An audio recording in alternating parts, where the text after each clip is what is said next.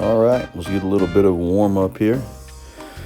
So we're just turning our shoulders, and we're gonna get that back loosened up. So make sure you turn your shoulders, and you're just going shoulder replaces the head, shoulder replaces the head. You're just taking that shoulder to the chin, shoulder to the chin, back and forth.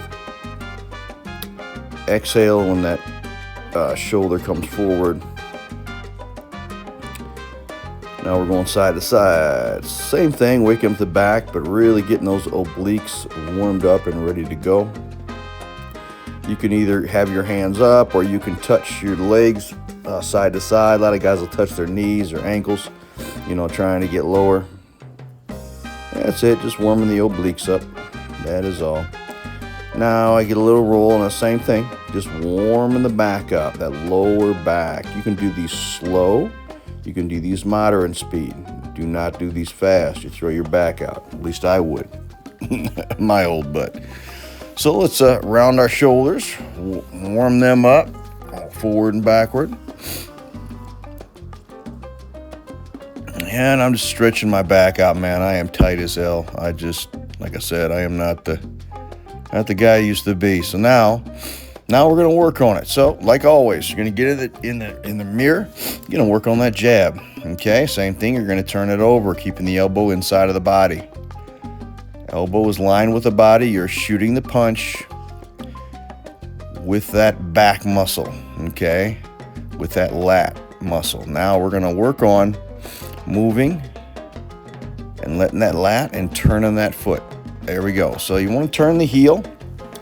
You can or you can't. Or if you can just turn the hip without turning the heel, if you're comfortable that way, that's fine. Go ahead and do it that way. That's okay. That's not illegal. You know what I mean? It's not illegal. You can do it. I like turning the heel because I get more torque out of it that way. I feel better. And what I'm doing is I'm sitting, when I come up like that, the front becomes a steering wheel, and I'm sitting down on my punch, which is sitting down on the back foot. So it's just like a bat or a golf club, if you want to say, when you're swinging. So that's what you're doing. You're swinging, and that weight's going to shift to that back foot. And I'm going to give you different angles at this. Different angles. So same thing. Every time we get an angle, we work our jab and just make sure we got complete balance, because that's going to get you set for everything. Now the head is always moving. So now the head the head movement is going to develop that 5. There's that 5. It's being launched by that back muscle in the hip. Heel, hip, and shoulder. Heel, hip, and shoulder, and use that lat muscle. There it is. Coming right up. Using the lat as I'm showing there.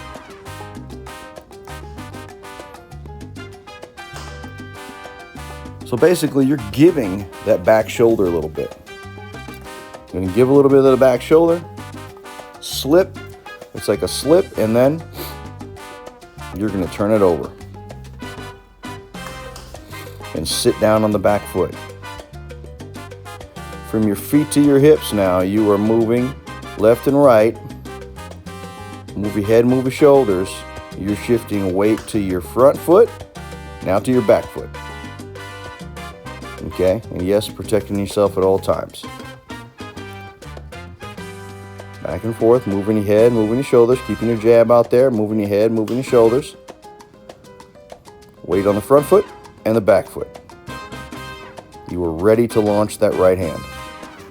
Go back at the front look now. See, and like I'm saying, my back shoulder's going back. It's going to give me a better jab, going to give me a better uppercut. Move her head, move her shoulders. There. Weight sinks to the back foot. There it is. Ready to load up on the 2. There it is. There's that right hand. Okay, and I'm hiding my chin.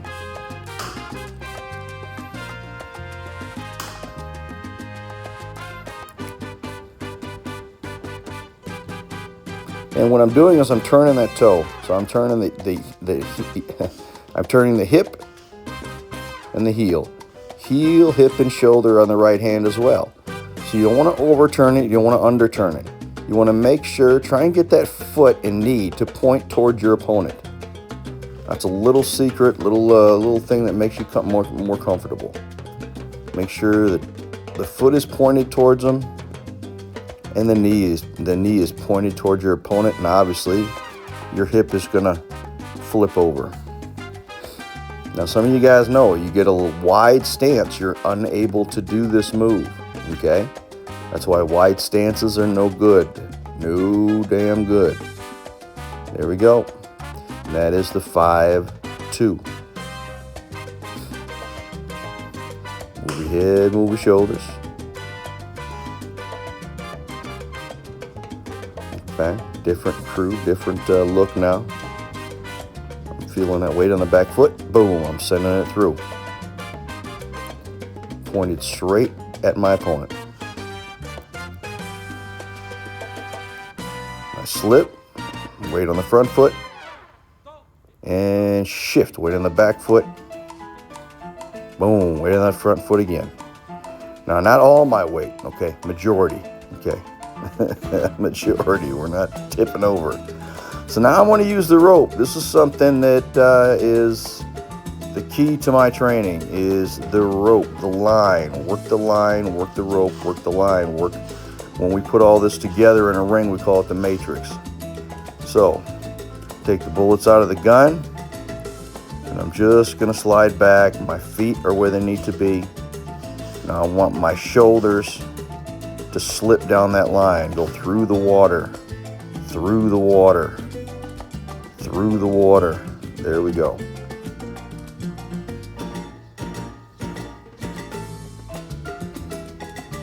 Now you'll see the feet also.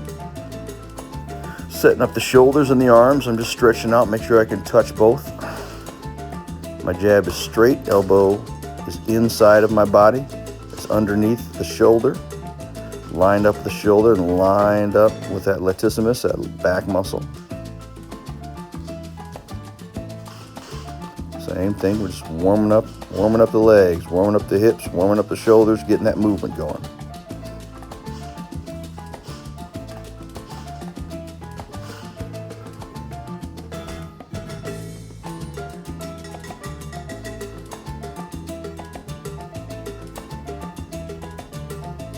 It's got to become natural. Got to become natural to you. Okay, now we're going to roll under the rope. Rolling, rolling, rolling. Now when you're rolling, you never want to have your nose get outside of your knee. Your chin or nose get outside of your knee. I call that looking over the cliff. If you look over the cliff, you will fall off of it. Okay? So now we're going to go over it. We're going to go over the 5-2, as we just did there. Now you notice what I do with that rope to keep me out of harm's way. I'm slipping, rolling. There's the 5, and I'm going to slip it 2. Boom. There's your 2. You see how you're off the line? You are off the line. Your arm is on the line. Roll. 5.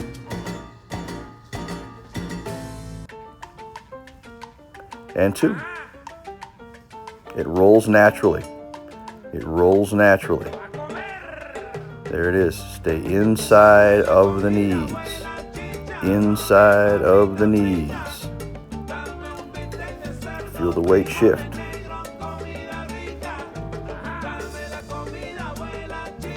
There's the 5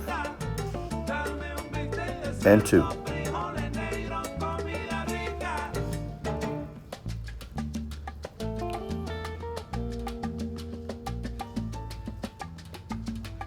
Now we're just training it. We're going over the punch. We're not moving forward. We're not moving backwards.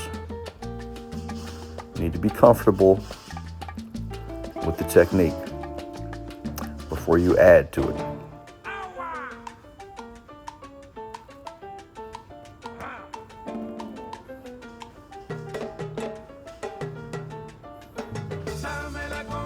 Now let's go back to my movement. Check my shoulders, check my movement out.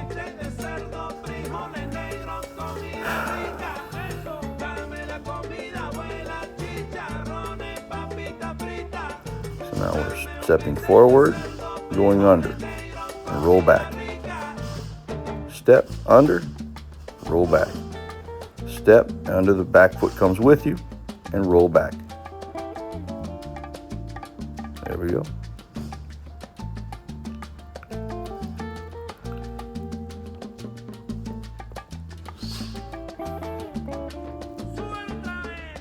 All right, let's put the butter on the bread. Here we go.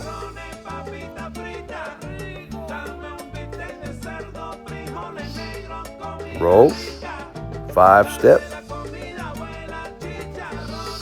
2-step, roll back.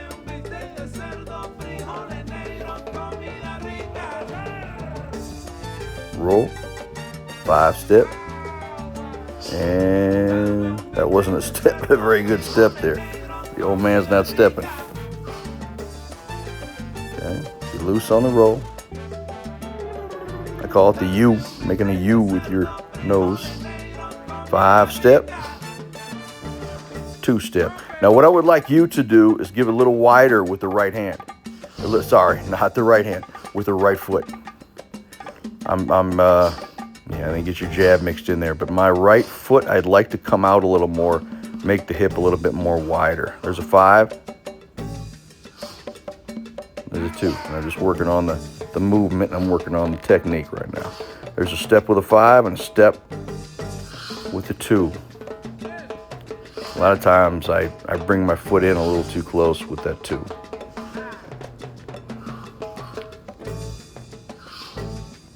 Step 5, step 2. Just a little bit of a step. Now you can work on it. You got your small steps, large steps, in between steps. You gotta just keep working on it, man, because that opponent's gonna be far, near, and in between.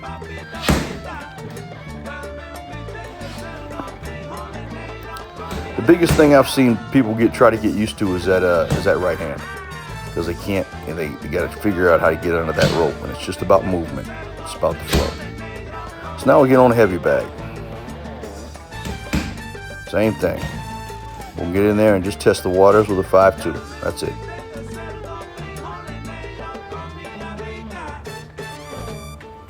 And with these bags, don't worry about it. You get on a wrecking ball bag, or a big ball bag, shaped like a big ball. You can do that on these, Other than that, when you're throwing an uppercut, guys, you're throwing that 5.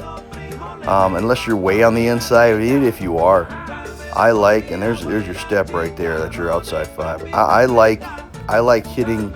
I don't even like it. Works.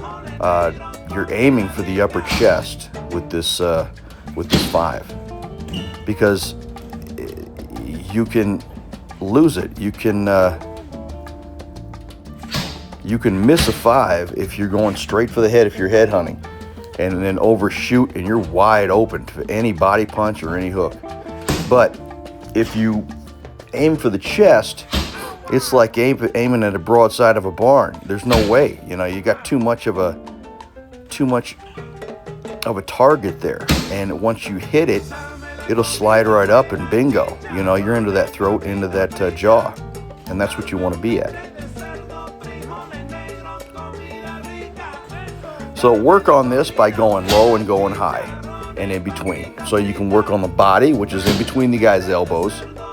You can work with, this is the 5, obviously. The 5, you got that body. Or you can work to the xiphoid process, which is in between the chest, basically just under the nipples of a fighter. It's this little thing in there that's the same thing that you would use when you're trying to give somebody the Heimlich. It makes them stop. It makes them stop breathing. Okay, or you can go to the upper chest, and then it'll slide up to the bingo shot, to that easy button, which is the jaw, is the chin.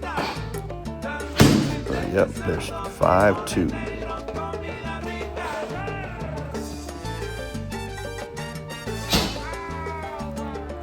So now we're stepping in. I'm getting a roll, I'm stepping in. There's my 5, there's my 2. So I got a guy that's trying to out jab me, trying to stay on the outside with me. And all I'm gonna do slip one of his punches. Step in with a slip, and I'm right there. Now that's an outside. There's my 5. There's my 2. Balance and control. Now there's your 3. Now there's your options. You can work on options too. Once you get used to this combination, work on a finisher for an option. So there was. So as we said in the video, on the outside, you can take that outside and the outside 5, and you want to step. You would step into it, and then immediately you're going to step with the 2, and with your right hand, and that's going to bring the 2 right in there. Now, obviously, if you are a southpaw, then you'll bring your left. All right, so do this from the southpaw position. Same thing, just do it in the southpaw position. So your right hand would be the jab, and your left would be your power hand, which would be your straight left instead of straight right.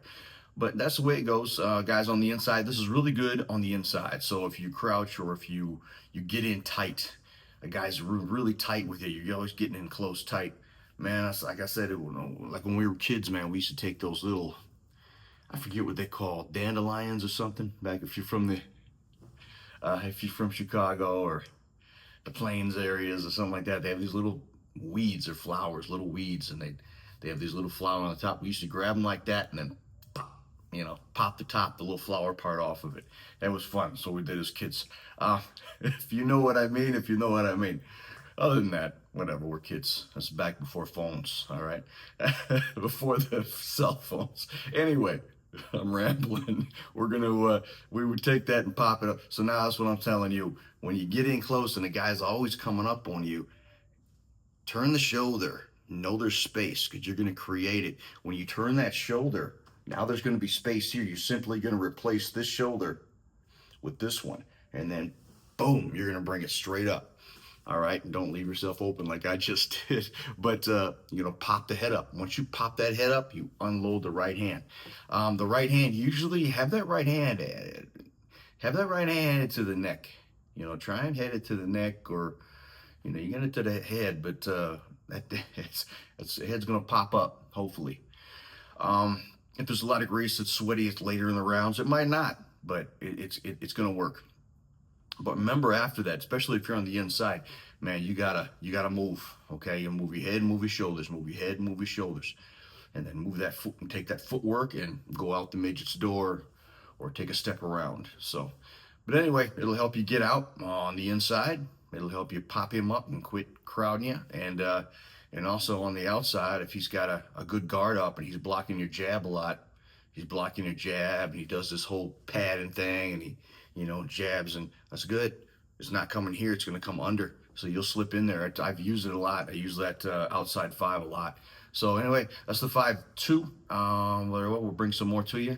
Like, subscribe, guys. I just like to know people are listening to me. If not, I'll move on to something else. But like I said, I'm just what I went through and what I learned when I was a youngster, coming up in the sport, and train with some of the greatest, and got to work with some of the greatest.